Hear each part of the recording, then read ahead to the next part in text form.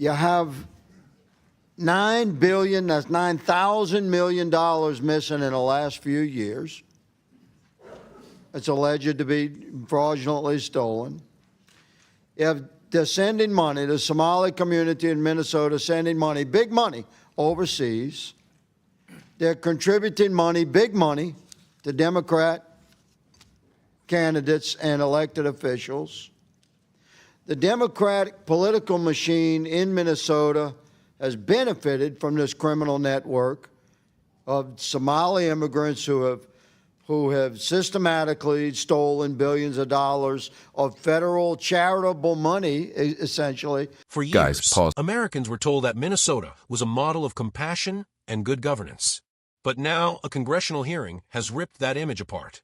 A sitting member of Congress just laid out allegations of $9 billion in missing federal funds, fake childcare centers with no children, money flowing overseas, and a political machine that allegedly punished anyone who tried to speak up.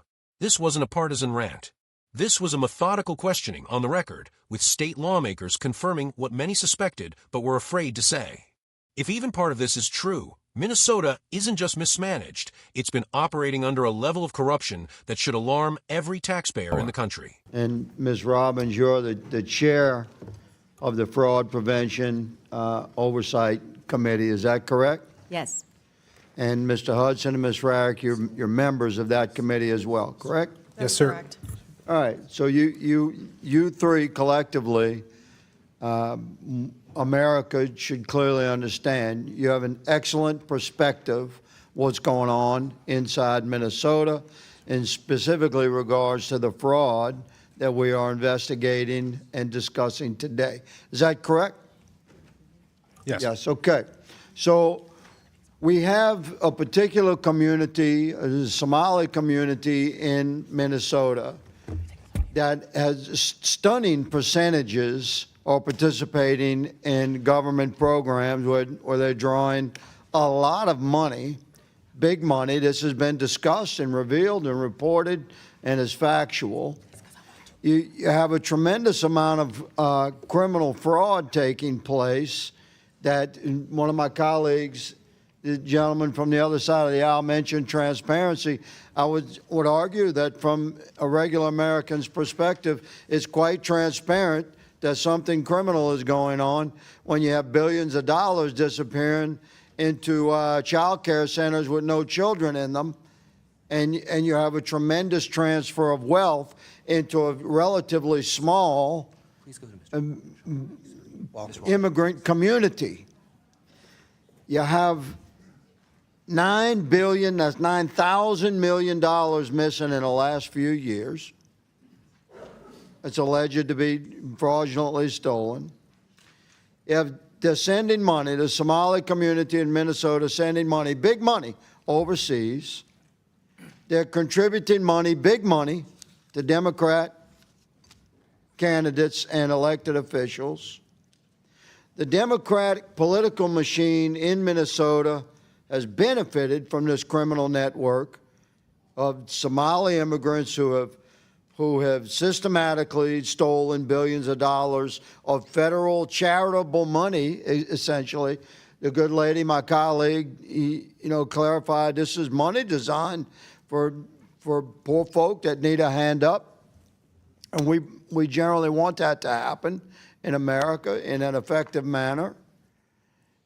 So this is the scenario that we are looking into today. Have I summed it up fairly well, Ms. Robbins? Yes, sir. And I would just like to add. Before you add, Mr. Hudson, is this an effective summary, sir? Yes, sir, it is. Thank you, Ms. Rarick. Yes. Thank you. So from the perspective of members of the Fraud Investigative Committee of the Minnesota State Legislature, we have a large criminal network with high percentages of participation in that criminal network from the Somali community in Minnesota. That community has tremendous influence within the political arena, specifically within the Democrat political arena in Minnesota. The Democrat political machine has been covering for this criminal network, and here we go to Governor Walz's involvement here, which is shocking to me, quite frankly, because I've been friendly with Governor Walz for many years. I served with him here. But can you discuss for me the governor's administration's involvement in intimidation and oppression and retaliation against whistleblowers? Ms. Robbins, have you had conversations with whistleblowers who have been treated like that by the Walz administration? Yes, I have. And can you tell us about that without naming the person or revealing stuff that's secret? Tell us how that retaliation would happen. So it happens in a variety of ways. They are demoted or reassigned, or they are told that they could lose their job and then their house or their pension or their retirement benefits or not qualify for unemployment. So it's... Well, that's very serious. That's very serious allegation. I would say that's criminal retaliation. Mr. Hudson and Ms. Rarick, have you seen similar? I would defer to Representative Rarick. Yes, so Representative Robbins and once in a while Representative Hudson have had multiple conversations with whistleblowers, and that is exactly what they said to us, especially in a face-to-face meeting in St. Paul. That is exactly Unbelievable. what they said. Mr. Chairman, my time has expired, but this leans into the criminal spectrum, sir. I yield. For years, Wow. Americans were told that Minnesota was a model of compassion and good governance. But now, a congressional hearing has ripped that image apart.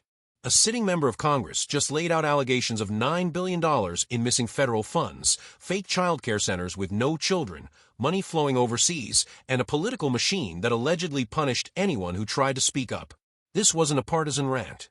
This was a methodical questioning on the record, with state lawmakers confirming what many suspected but were afraid to say. If even part of this is true, Minnesota isn't just mismanaged, it's been operating under a level of corruption that should alarm every taxpayer in the country. Script. Representative Clay Higgins didn't walk into that hearing to make friends. He walked in to connect dots, and that's exactly what he did. He put a number on the table that should stop every American in their tracks: $9 billion. That's $9,000 million of federal aid allegedly gone in just a few years.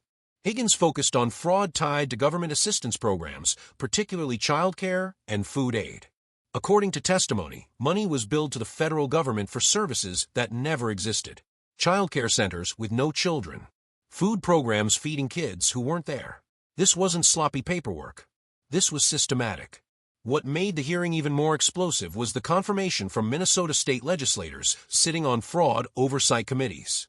When Higgins summarized the situation as a large criminal network operating within the state, they didn't push back. They agreed. On the record, the testimony went further. Higgins raised concerns that funds were being sent overseas and that large sums were making their way back into U.S. politics as donations to Democratic candidates. If true, that means taxpayer money meant for poor families was allegedly laundered into political power. Then came the most disturbing part of the hearing: the whistleblowers. Lawmakers testified that state employees who tried to expose the fraud were intimidated. They were demoted, reassigned, threatened with job loss, pension loss, even financial ruin. This wasn't negligence. This was alleged retaliation. That's where Governor Tim Walz enters the picture. Higgins directly questioned whether the Walz administration oversaw or allowed retaliation against whistleblowers. The witnesses confirmed they had personally spoken with individuals who experienced exactly that. Careers destroyed for telling the truth. This isn't just a Minnesota problem. This is what happens when massive government spending, weak oversight, and political protection all collide. When fraud becomes profitable and accountability becomes dangerous, corruption thrives. The media may try to ignore this hearing. They may try to reframe it or downplay it. But the words are on the record, and the lawmakers confirmed them under oath. $9 billion doesn't vanish by accident. What Higgins exposed isn't just a scandal. It's a warning. If this can happen in Minnesota, it can happen anywhere, and it likely already has.